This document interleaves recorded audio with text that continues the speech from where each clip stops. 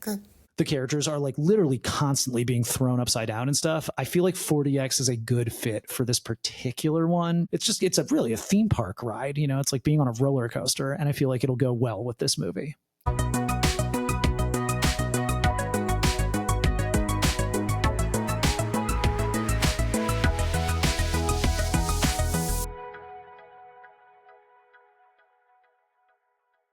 Welcome back to 2M Otak. I'm your host Mayu, a born and raised Japanese non-otaku, and I'm Cisco, an American otaku. In this podcast, we share reviews of anime and the manga through a distinct perspectives with commentary on Japanese culture, history, and language. Cisco. Yes. We were in Japan for a while. Yeah. And then this might be one of the best things you saw in the theater. Oh, the only thing you saw. This was the only thing I saw in the theater. It's not like I go to the movies all the time in Japan, although after this experience, I might want to go more often. Okay. So what did you see in the theater? I saw Infinity Castle, the Demon Slayer movie. Woohoo! Woo! So that movie is not out yet in United States. Correct. It's coming out September 11th. In Japan, and many people went and keep coming back. Yeah, it was a huge hit. Yeah.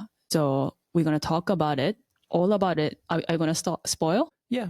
I mean, like, I won't necessarily tell you what the outcomes of things are, but like, I mean, one, it's kind of hard to like really spoil this type of movie to be, I mean, like, I guess if you like haven't read the manga of Demon Slayer at all, then yes, there will be spoilers. There will be things that you don't necessarily know about. I'm going to talk about the fights that happen in the movie and who fights who, and there will be some amount. I don't think I'll spoil everything, but like, if you don't want to know anything about what happens in the movie, then like don't listen to this episode until after it comes out and you see it. I read the whole manga and I don't remember the whole thing. Oh my God. So I'm going to find out more. Because you're not going to see it when it comes out in the States either, are you? Yeah. Well, I don't know. Yeah. Okay. You're not going. Cool. Got it. Before we start, we'd like to hear from you. Share your thoughts, ideas, questions, or even suggestions that we should talk about. Send us a message to the email in the description, or you can use Spotify and the YouTube comment section as well. All right. So I have a lot of questions for you because I decided to not to go. Yeah. So that I can ask you questions. Right. Yeah, that was definitely why. Also, I was not ready to sit for 3 hours in the movie theater. It was quite long, yes. Yeah. So first question, what was the experience of going to a Japanese movie theater like? So it's probably important to say that I went to a Toho cinema. So I went to a large cinema chain in an enormous mall in the capital city of the prefecture we were staying in. I think there are probably at least 8 screens, maybe even more in this particular theater. And like I said, it's like attached to a 3-story mall. So it's a big theater as Japanese theaters go. Many, many, many years ago, I saw both the Revolutionary Girl Utena movie in a Japanese theater in Tokyo and the first of the Neon Genesis Evangelion remake movies, also in a theater in Tokyo. And neither of those were as big as this one. So this one feels like the kind of suburban, American movie-going experience that you might get with stadium seating and comfortable big seats and some other things that felt pretty modern. So there's some definite similarities there, some differences. So when you walk into the theater, they have like a merch selling zone where you can buy all sorts of like Demon Slayer related goods. Smart. Very, from sort of tchotchkes to like full-on cosplay stuff. So that was kind of different to be like, oh, it's not just selling popcorn, like they're selling all sorts of stuff. And just like American theaters, the food section feels really up. They're not just selling popcorn and soda and candy, they're selling like burgers and like, I guess I don't remember if they sold ramen, but like they're selling like regular food, not just like movie going fare. And the line was enormous. I walked in and bought the tickets kind of early. Then I like took a stroll around the mall. When I came back, the food line was like really, really, really long. And so lots of people bought food at the theater, which that might have been because like the mall was mostly closed down by that point. But also 3 hours. Yeah, it's a long movie and stuff. And so people maybe like eating a late dinner and stuff. But it was, and the seats are such that you can eat in the seat, just like the sort of newer theaters in America too. So some real similarities there. Some differences too, though. The biggest difference, I think, from my perspective was this movie was so much cheaper than I expected. And for me, this is part partly a reversal of what I experienced earlier in my life, where growing up in America, I was able in the 90s to go see a movie for like $5 or $6, right? Like 10 was like, oh, it's like a really premium ticket or something. So, so I was used to paying under $10 for a movie ticket. And now, like, especially if you buy, like I looked to see if I went to a matinee, how much would it cost? It's $15 to see a matinee in Los Angeles, like before any additional fees. And I saw Demon Slayer in Japan for the equivalent of like under $9. And that wasn't even like the cheapest possible price. If I had like a point card from, I don't know, some like convenience store chain or something, I could have gotten it for probably like $7.50. So, this is at the time when in America movies were quite cheap, $5 or $6. You would go to Japan and have to shell out like $20 to see a movie. Like they were really like a high end experience. And now I feel like that pricing model has just flipped, where Japanese movies are now significantly cheaper to go see in a theater than American movies. So that was kind of weird. And a lot of the ads during both like the pre-previews and the previews were about how to see movies for even cheaper than I was already seeing them by belonging to like this point card or that point card. Or ladies' day. Yeah, going on this day or that day. And I think I went to see it on a Wednesday. And so Wednesday is discounted. Yeah. That's like a cheaper night to go see movies, but they advertised during the previews ways to see it for even less. So that was kind of cool. I liked the price was definitely right. In American theaters, often you'll go in and the movie's scheduled start time is actually when the previews are beginning. And the previews will showcase other movies that are coming to American theaters in the next, couple months. And Japan also has previews. Whereas it's sort of unusual to see a preview for a movie in the pre-previews in the US. Like you'll see ads for TV shows, you'll see ads for cars, for Coke, for whatever. You'll have like Maria Menounos, like talking about whatever and interviewing somebody about Hollywood trivia. But Japan had full-on movie trailers in the pre-previews. And then once like, the lights dimmed and it was like, okay, guys, here we go. These are the actual previews. They then continued to show commercials, like just regular TV commercials in that slot also. And so that was also sort of disorienting to me as an American movie goer, that just because it became the legit previews, the regular commercials did not stop. And also there were fully theatrical previews before that. So that was kind of different. There were many, many more regular ads than I was expecting to see during the previews. They also showed previews for lots of different anime movies that are coming out in the next year. And so that was really exciting. I am really excited for the Chainsaw Man movie that's also coming out pretty soon. I think that one, it's similar release schedule, about a month earlier in Japan and a month later in America. There's a movie called 100M, or 100 Oh my God, I'm so excited. 100 meters. The author of this manga is the same guy who did Orb. Yep. So that looked pretty interesting, although probably not as deep as Orb. It's about like two guys running, but nonetheless still looked good. There was an ad for the Crayon Shin-chan movie that was like coming out like the next week or something. There was a movie about like a battle from the Second World War. I think it's called Pelelu, and it's like done in like a almost super deformed, very cartoony style, but the subject matter is like intensely heavy. It's about like, Japanese army being forced to fight to the last man and being like just like outgunned and like murdered basically. So that looked depressing. And there was a movie called Scarlet that there was an ad for, which kind of reminded me of like a reverse Zenshu, where like the girl is like the main fighter from the isekai who's like a princess trying to get revenge or something, and like the dude is like from the isekai who's like, I don't know, supporting her, being like, why do you have to keep fighting, like just stop the war. So that looked interesting. And so I was excited for a lot of the anime movies. If I lived in Japan, I would go see like all of them. So was the movie well attended? What kind of people are watching the late show at 8 p.m. in Akita? Yeah. So one of the weird things is 8 o'clock is the late show in Japan. I guess that's because like Japanese people don't like to stay up late or something. I don't know. But in America, like an 8 p.m. movie is like a prime time film. Like a lot of people are going to show up to that. You do not give a special price to go see something at 8 in the States. That's totally normal. The US will often have movies at 10:30 that start at 10:30 and go until, 1:30 in the morning, maybe if it's a long movie. But you don't get a special discount for that either. In America, the special discounts come for people who are willing to show up at like noon or earlier, right? 10:30 in the morning. Okay, you're going to get a special price for that one. Japan's the opposite. No matinee price, but late show price if you go to the last showing of the day at like 8. So that was also cool from my perspective because I was like, great, I get a discount for going at the time I would normally go. This is awesome. And, you know, by the time I saw it, I think the movie had been out for like 2.5 weeks, right? At least. Yeah. Like it was not a new film at the time that I saw it. So I saw it in like, I don't know, August 8th or something. Maybe even not quite that late. 7th? August 7th, something like that. Okay, so like it'd been out for like several weeks. I sort of expected attendance to drop off.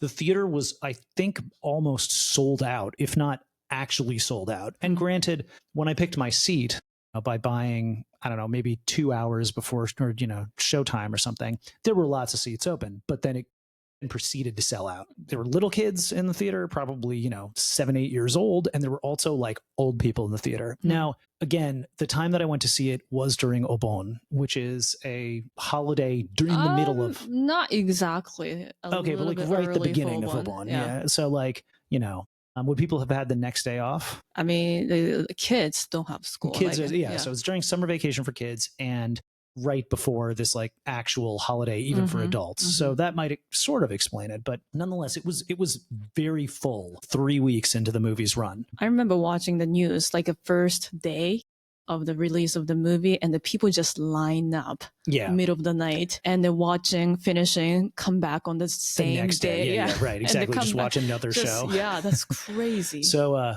very popular, and lots of people, and really all ages. Like old people were there too. It didn't seem to have like a particular demographic, which I thought was pretty cool. Interesting. What did you think of the movie? What are you hoping for, expecting from the next 2 movies? So it was really good.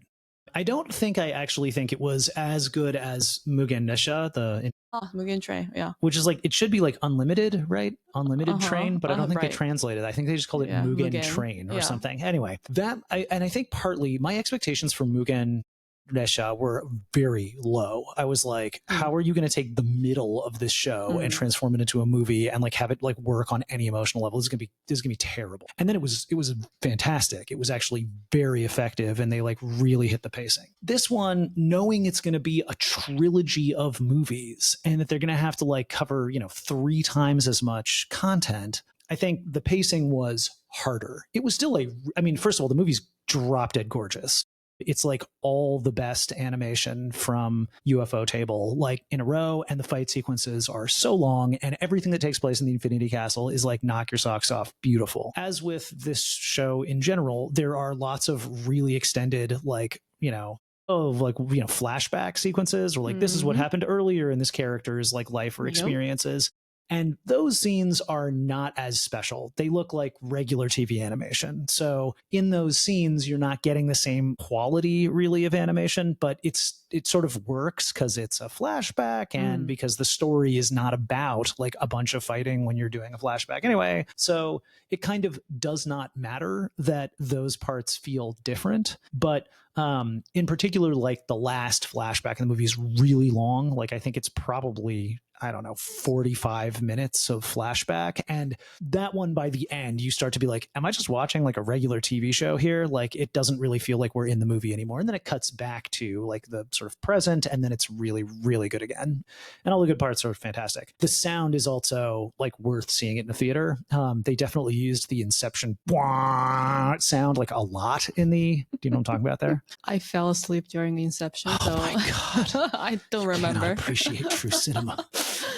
Anyway, there was a sound that was used called the Inception bois. That plays a lot in this movie, and it really fits the Infinity Castle, and it's great. So the sound is great. The movie is gorgeous. The pacing is a little hard. Like, I think they have basically 3 main fights that take place during this, and here come the spoilers. So again, if you don't want to hear spoilers, you can just like tune me out or skip forward or whatever. But we get the Kocho versus Doma fight. That's like a big part of it. We get Zenitsu versus like the other student of his teacher. And we get the Gyu and Tanjiro versus Akasa fight. The Kocho versus Doma fight doesn't totally wrap up. That one's left in like wouldn't call it a cliffhanger. The fight's over. But there's another fight happening immediately on the heels of that fight. So it feels like that one's kind of in process in a way. The Zenitsu fight is over, and you even get sort of like a denouement to that fight where like the other people from the Demon Slayer Corps are like protecting Zenitsu's like passed out body. And that's the only part that has any comedy in this film. And like, thank God, because I kind of can't stand like comedy Zenitsu. Like he drives me nuts. And so I was really, really pleased with the lack of like screaming Zenitsu in this movie. He's in like cool guy mode pretty much the entire time, and then he's passed out. So that was great. The fight itself is the least satisfying emotionally or otherwise of the fights, but it's still got like a little bit of punch, and it's also pretty short. The Gyu Tanjiro versus Akaza fight is really long and does end, but has some twists and turns to it that make it like really worth following and watching. And it's kind of the centerpiece of the movie. And I think like, because part of what made Mugen Nesha so good is the Akaza versus, Dengoku fight. This was sort of a payoff from that movie. Because it resolves some of that stuff. It's sort of a weird stopping point to be like, and then this fight's over, and like now the movie's over, like even though we're just still stuck in the Infinity Castle, but there's going to be like a whole nother movie of them just being in the Infinity Castle before we get to the third movie where they're still in the Infinity Castle. So I don't know. I have like real hope that, I mean, I guess it's not even a hope. I know that they're going to handle the second movie just like they did this one. The fight sequences will be jaw-droppingly gorgeous. There'll be some like emotional moments of like reveals about mostly the villains and sometimes about like the protagonists, and it will be really cool. The third movie I feel a little bit less sure about. Like I don't know where they're going to cut between the second and third like movies and how long each of them is going to be and like what they're going to, where they're going to try to squeeze things or what they're going to let play out longer. But I am going to go see them both. And this movie definitely made me like really confident that the animation studio will do a good job making it look awesome. So yeah, those are my thoughts on the film. Okay. So did you hear any theme songs? Yeah, there is kind of an opening and ending theme song for this movie. Neither one really sounds like an anime opening theme song or an anime closing theme song. They kind of sound like regular movie opening and closing theme songs. And so it makes it feel more like a theatrical experience than I'm watching like a TV show in a theater. The one thing that is really weird is the closing credits are unbelievably short. Now, again, maybe this is me, like my bias as an American who's used to like, a 5 or 7 minute like end roll, but they put up a lot of the credits on the screen during the kind of closing of the film. And so by the time you get to the end roll, it's only like a minute or two long. It's really short, and there's nothing after the end roll. There's no like preview of the next one or anything. It's just over. That's, it was actually kind of cool. I really liked that feeling of like not having it be like a friggin' Marvel film where you have to wait for like the bonus credit scene, and the credits just being quick because they did some of them on the screen during the sort of closing part of the movie in a way that really made sense. So there are two theme songs. One is by Eme. 太陽が昇らない世界. Right. And the other one is by Lisa. 残酷な夜に輝け.